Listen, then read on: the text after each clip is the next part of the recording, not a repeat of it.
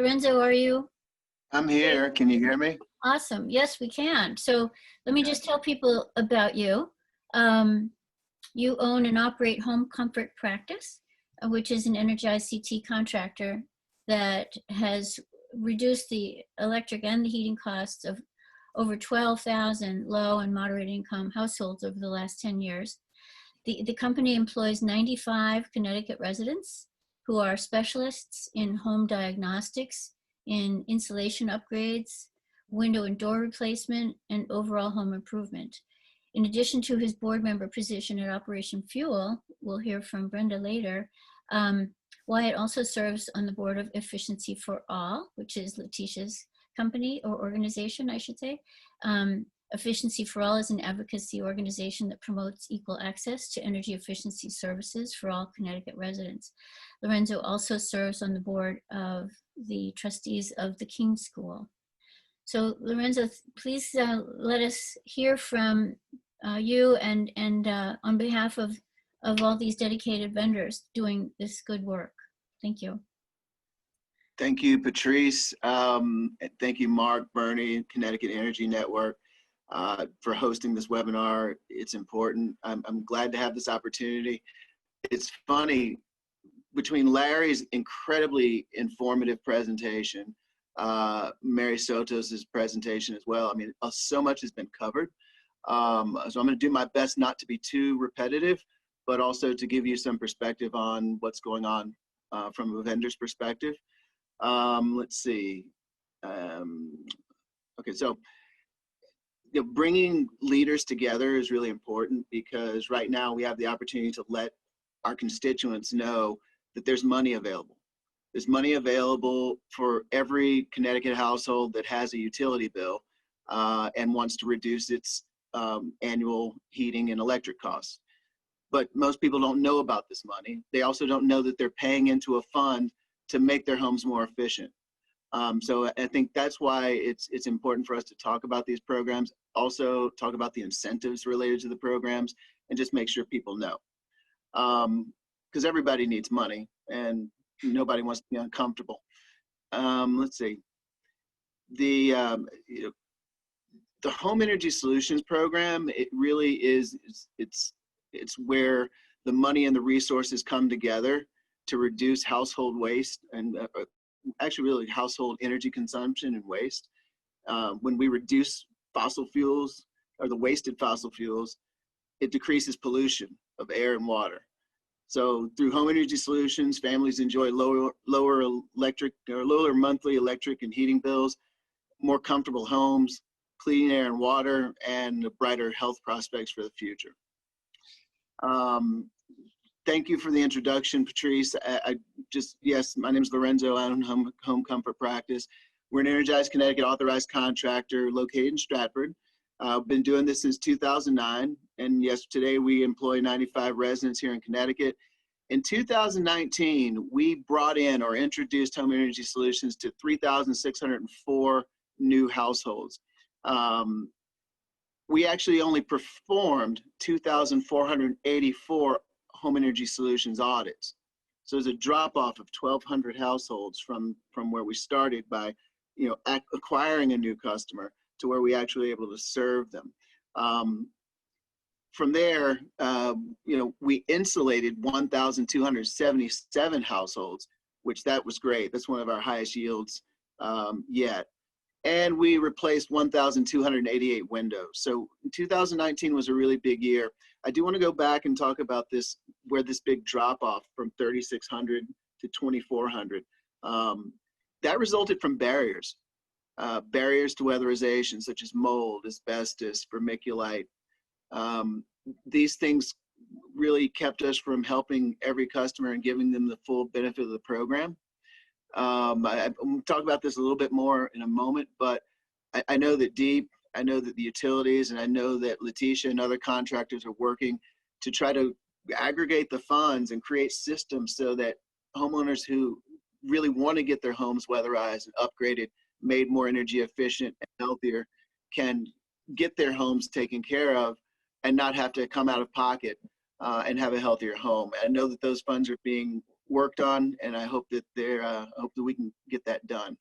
I'm actually going to have to excuse myself for one moment because I have to get a cord for my phone. One moment. I apologize. This is indeed 2020. 2020 is a verb now. It is. It's not a nice word anymore, is it? No. Not just any number. But the topic that Lorenzo was talking about, barriers, is, as he mentioned, Letitia is on this. It's an equity and environmental justice topic.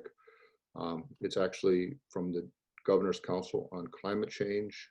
Some of the homes that use the most can't be served because of these barriers. So this is something that a lot of, as Lorenzo was starting to say, a lot of people are focusing on.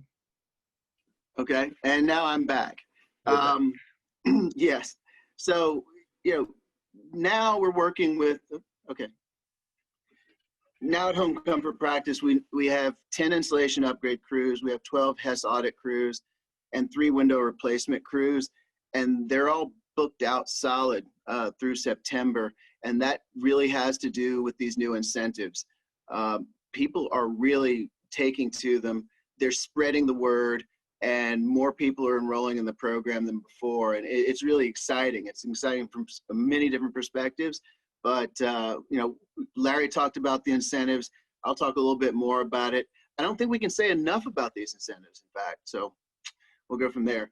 It's funny though, it was just March when our state shut down to combat the coronavirus, and some of us certainly lost loved ones. Many of us lost jobs, and some still haven't even recovered, but certainly our lives have changed. At the time, all 83 Home Comfort Practice employees were furloughed from March until June. Our entire demand reduction industry was shut down. So the energy waste, the energy cost, and the pollution reduction process was completely suspended for 3 months. So we have a lot of catching up to do. Before I go forward, I want to just say a little note on health and safety. I think there's a slide for that. Okay, thank you. The safety of all Connecticut residents, workers, and families, I mean, they're being protected as we return to work, providing home energy solutions. I certainly applaud Victoria Hackett and Michael Lee and many others at the Department of Energy and Environmental Protection for leading a health and safety policy formation process that included government and utilities and contractors and health and safety experts. And together, I think we drafted safety protocols to prevent the spread of the coronavirus here in Connecticut. The fundamentals of these protocols are the following, and I'm not going to go into a lot of detail because actually I provided Patrice with specific documents which are the deep health and safety protocols, the utilities health and safety guidelines, as well as the Connecticut contractors health and safety protocols. So all those documents have been provided. So if anyone wants to go in and read those and get the details of what's going on out in the field, but I'll do a summary now. In advance of sending our crews to any appointment, we call 24, 48 hours ahead of time, really just to educate customers on the health and safety process and let them know what to expect. We also try to we actually get their declaration that lets us know that no member in their household is currently infected, no member of their household is currently experiencing symptoms, and no member of their household has been exposed to anyone who's either infected or experiencing symptoms within 14 days. With that insurance, we have a better sense that we aren't sending our workers into a sick house. And I think that's really important. I think that's step one, is don't send workers to a sick house. Step two is, don't dispatch sick workers and to a customer's home. And that's been, a big deal as well. We enable workers to stay home if they are feeling symptoms, or if they're experiencing symptoms, or if someone in their family has symptoms. And so we help them access the resources so that, they don't have to worry about losing a paycheck if they can't work. That was the first thing. And so if we feel confident if someone doesn't feel well, they won't come to work. I think the second thing was before our workers come in, they use an app to make their self-declaration. And then second, when they arrive here at the office, every single person, including me, has to go and do a check-in process where the temperature is recorded so we know that, no one's coming in hot. So in that way, we're protecting, that we're not sending sick workers into our customers' homes. And then there's a whole level of, and I think this is the third point, and that is, we should be using PPE or personal protective equipment, disinfection, and social distancing during our in-home service appointments to protect all parties from potential infection. I think that's where, yes, we're not going into a sick house. No, we're not sending sick people. And we're going to use all the PPE, we're going to use all the disinfecting, and we're using all of the social distancing recommendations to make sure that people stay safe. In other words, here's a really good thing, I think this is important to note, is that DEEP and the utilities have made it possible for us HES contractors to be reimbursed for our costs related to the PPE, the disinfection, and the proper distancing to keep workers and residents safe. As a HES contractor, and I know others as well, because we work closely together in the industry group, we're doing everything we can, and we're working in compliance with these guidelines, not only to keep our customers healthy, but also to make them feel safe. Let's see. Let's go into, let's go talk a little bit about incentives, I guess. Let's go there. So DEEP and the utilities have taken aggressive and really thoughtful measures to meet our state's energy savings goals and to stimulate economic recovery, in spite of the pandemic. Participation costs for home energy solutions have been waived. So there used to be a $75 copay for households that are not income eligible. That copay has been waived.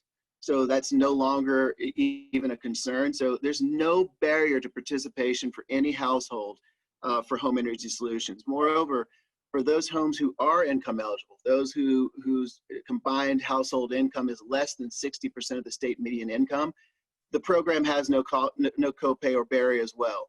So there are no barriers to home energy solutions in the state of Connecticut at this time. And on top of that, as Larry described, the financial incentives for upgrading a home, starting from insulation to windows to heating systems, it's unprecedented. We haven't seen anything like this before. And as a result, we're starting to get results. We're seeing more demand, and it's really exciting. Let's see. As I mentioned, at this time, there's no copay for home energy or cost for participating in home energy solutions. I'm going to give you a brief and hopefully informative summary of the home energy solutions process. We hope that you'll participate in it and also spread the word and share the good news about the program. So, how does home energy solutions reduce residential energy waste?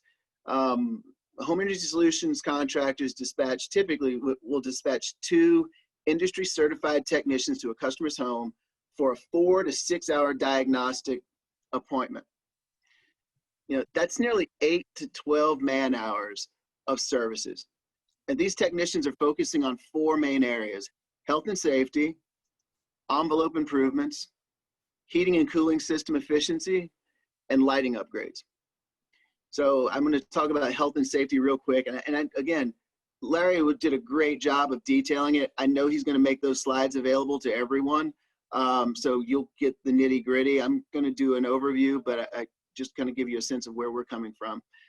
For health and safety, before we make any modifications that reduce air leakage and affect indoor air quality, our technicians ensure that mold, asbestos, or other hazards are absent. Next, they test for carbon monoxide levels that are emitted by systems that heat air and water. And if all are good, then they proceed. If not, then our technicians make recommendations for remediation of those hazards. And as I said, for low and moderate income households, sometimes there are actually in a lot of cases, and I told you, almost 30% of our customers are not able to participate in home energy solutions because they cannot get these barriers remediated. So it's a really important thing that needs to, we need to do more work on, but at the same time, we are still able to serve 60% of the customers, so we're getting better. As far as the home envelope, our goal is to eliminate uncontrolled air leakage through the home structure and to insulate every single ceiling, wall, and floor to reduce heat loss. We use a blower door test. What we do is the blower door test attaches a large fan to the front door of the home, and then we close all the other doors and windows, and then the fan blows air out of the home, out of the front door. And so what happens is the test, or the manometer, the tool, it measures how much air enters the house through gaps in the walls and in the ceilings and the floors and the attic floor. How much air is coming into the house when the fan is blowing air out of the house. And so that lets us know how leaky the envelope is, but then it also helps that process, that tool also helps us find the leaks, because you can use diagnostic smoke, you can use infrared camera, you can just use your hand to feel where the leaks are coming out from when a blower door is exhausting air at a really high rate. So those are the tools that we use to be able to reduce the amount of random air leakage that makes people uncomfortable and cost them a lot of money on their energy bills. Let's see. I think that's it there.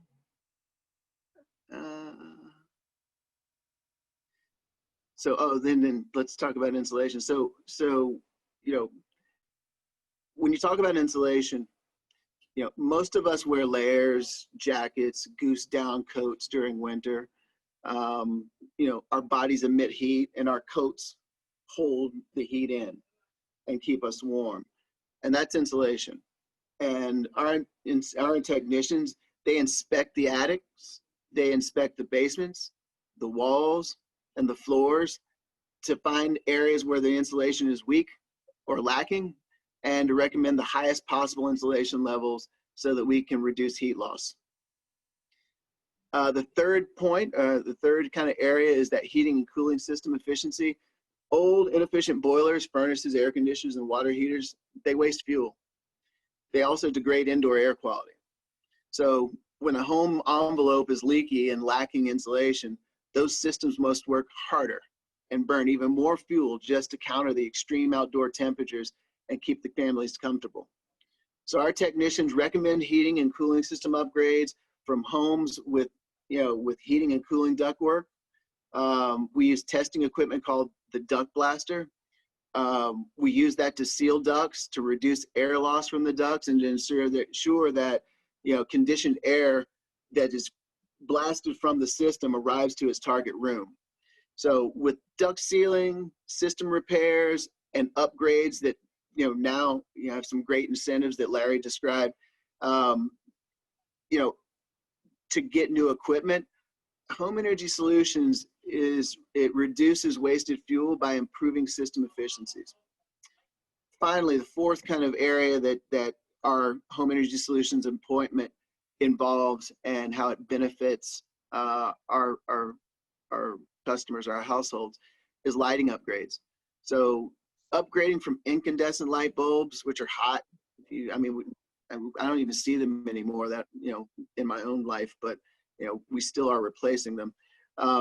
These hot incandescent bulbs to LED bulbs, which are very cool, reduces electrical consumption by nearly 85 to 90% in some cases. Through Home Energy Solutions, our technicians replace up to 25 incandescent bulbs with LED bulbs. And customers can purchase additional bulbs and have them installed for a low price. For income eligible customer homes, they get an unlimited number of incandescent to LED bulb upgrades. So it's a great value to them, but again, we're trying to reduce the heating cost, we're trying to reduce the electrical cost, all those things are working together. Real quick, and I'm just going to summarize and actually wrap up. You know, I know that that Larry talked about the incentives. I just want to kind of talk a little bit about it as well. There's never been a better time to weatherize and insulate your home through home energy solutions because of the incentives. There's no customer copay. Okay, it's not $75, it's not $50. There's no customer copay. All they have to do is invest their time at this point. So that makes it very easy and very attractive. So adoption has been, pretty smooth. The insulation rebate, I never thought this would happen.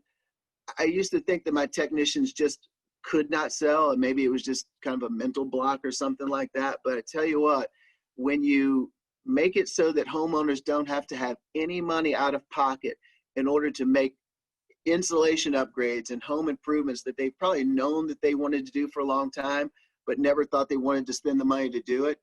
With these new incentives, people are getting their entire homes insulated at almost no out-of-pocket cost. It's phenomenal. And it covers up to 100% of the insulation cost, not to exceed $10,000. It really is a great thing. Everybody should know about it. If you haven't gotten your home done, do it now, because these incentives are going to expire on December 31st of this year. As far as windows, we do a lot of windows now. It's exciting.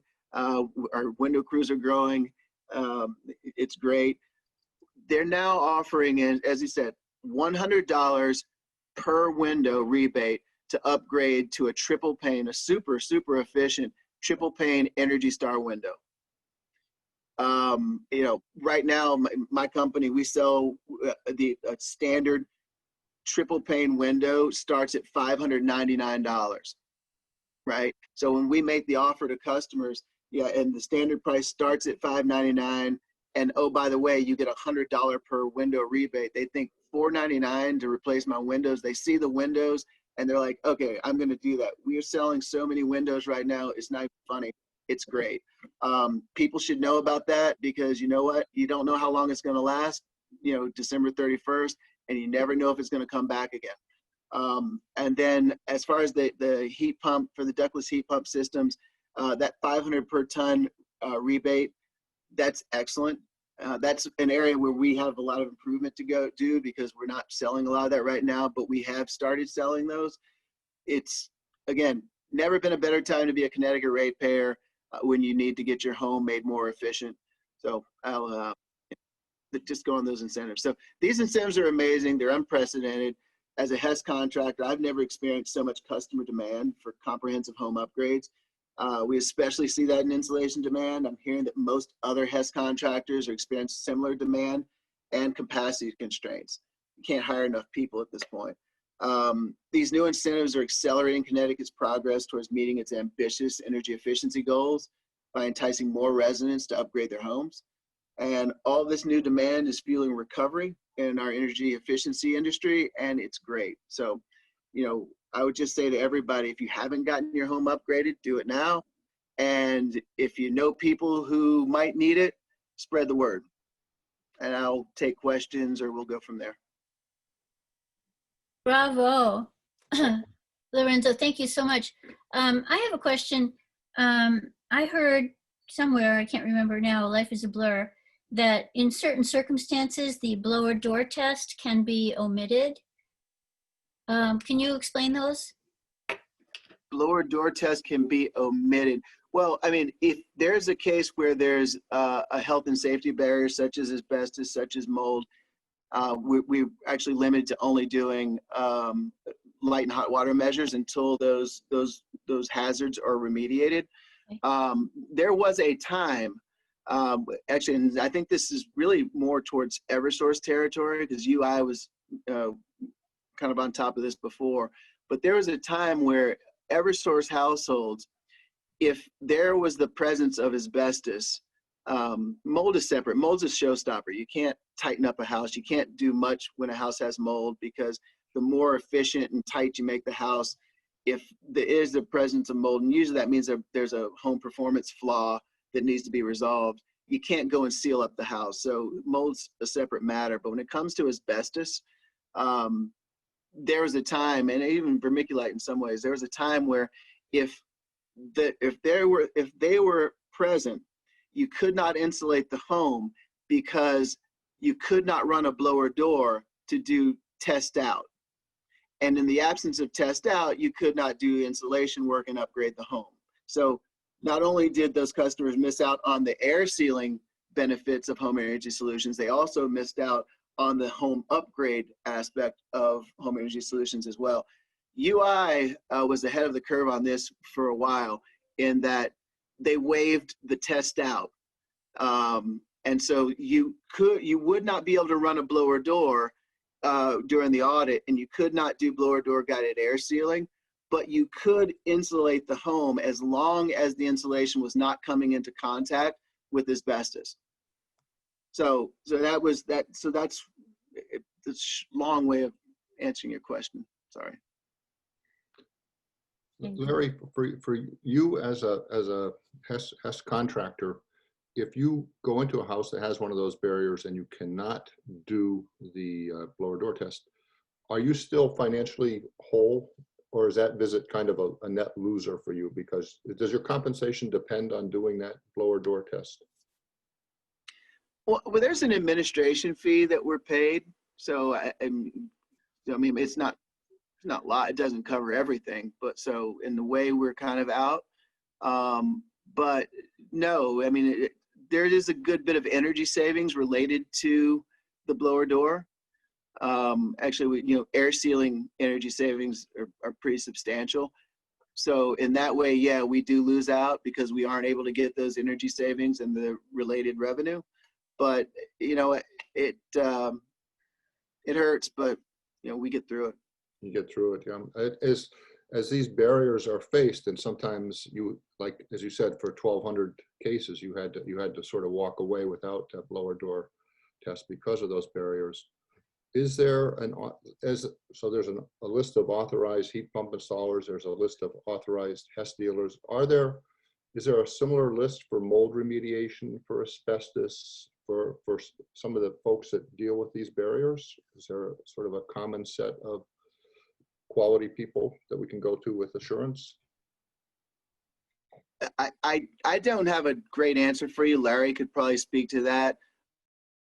We work with various companies already.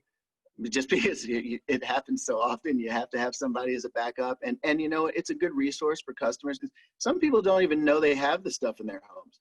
Yeah. And so the big thing they want to do is they want to get it resolved, but then they see the price tag and they're in shock. But no, we work with companies. Larry might be able to speak on that in terms of a list of. Yeah. Let me touch on that first. So I want to do two things. One is touch on the asbestos in the house and barriers. A great way to learn more about whether you're going to be able to go through it is to start with that virtual pre-assessment, because they could actually take pictures and identify hazards in the house. They can't identify everything. Like Lorenzo said, mold is tricky. Sometimes you can't, but you could identify asbestos in a house through the virtual assessment if they lead you to the right areas. So that's the first thing. The second thing is, as far as in Lorenzo, he has multiple partners like you alluded to. As part of becoming a certified vendor, you need to have a list of remediation contractors to provide information to the homeowner. We also have a health and safety guidebook with education materials for the customers with other links and ways that they could utilize information. So I know for vermiculite, there's a Zonalite Trust Fund. We have a link to that in our health and safety book, and you could look at ways of getting additional money towards that remediation. I don't have the complete numbers as far as how much they offer, but I know there's a dollar amount per household that you could use to help pay for the remediation of vermiculite. So there are resources and education pieces that we have, and every contractor that works in the program should be able to point you in the right direction for a remediation contractor. Larry and Lorenzo, that's fantastic. And I just looked at the clock and realized we actually, Brenda Watson from Operation Fuel will be probably going over at least indirectly, some of these same issues. So I suggest we move to this presentation and then continue the dialogue once we've got our presentations done.